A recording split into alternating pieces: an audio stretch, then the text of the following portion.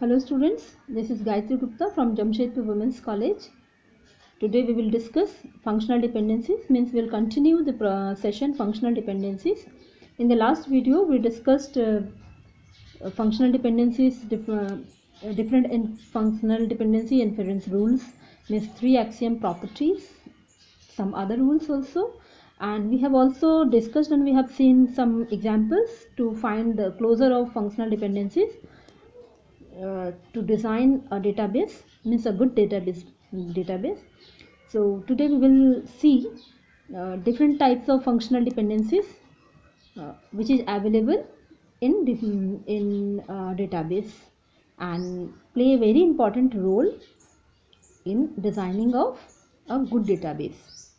So please have a look.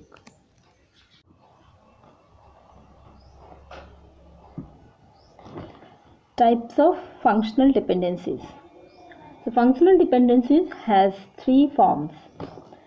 The number 1 is trivial functional dependency, number 2 is non-trivial functional dependency, and number 3 is completely non-trivial functional dependency. So we'll see first trivial functional dependency. A trivial functional dependency, and suppose there is one functional dependency, A tends to B. Then B is the subset of A. Is called a trivial functional dependency. Means A tends to B, means A can identify B attribute and B is the subset of A, means B is a part of A. Such kind of functional dependency is known as trivial functional dependency. For example, student ID. Student ID is an attribute of the student relation and is a combination of course ID plus enrollment number plus year of admission. Means student ID is unique for every student and that is a combination of course ID, means the course ID in which student has taken admission, his enrollment number and year of admission. So all these 3 informations are creating student ID. And student ID can be used to find enrollment number. Means if I have student ID of a student, I can easily find the enrollment number of that student. So, but the enrollment number is a part of student ID. So such kind of functional dependency is known as trivial functional dependency. Here easily we can see this enrollment number is a part, or we can say subset of student ID. So this is a trivial functional dependencies. I hope you all have understood this trivial functional dependency property, right? Second is non-trivial functional dependency.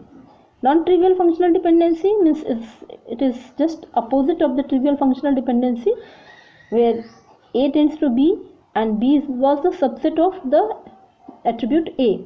But here in non-trivial functional dependency, B will not be a part of A, means will not be a subset of A.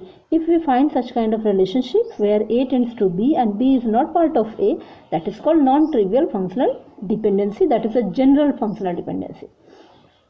Now in the third type of functional dependency is the completely non-trivial functional dependency. Means there is no chance of the functional dependency being a non-trivial functional dependency. It occurs when A intersection B is null. Means suppose there is a functional dependency A tends to B, and when we find intersection of A and B, we always get null, means we don't get anything. So that kind of functional dependency is known as completely non-trivial functional dependency. Thank you.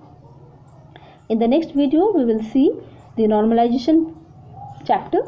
That is very much essential and that is the main concept behind the decomposition of relations to make them normalized, so that we can not find any kind of anomaly like insert, update or delete anomaly in our database. That is very important chapter. So in the next video we will discuss normalization chapter. Till then, bye bye.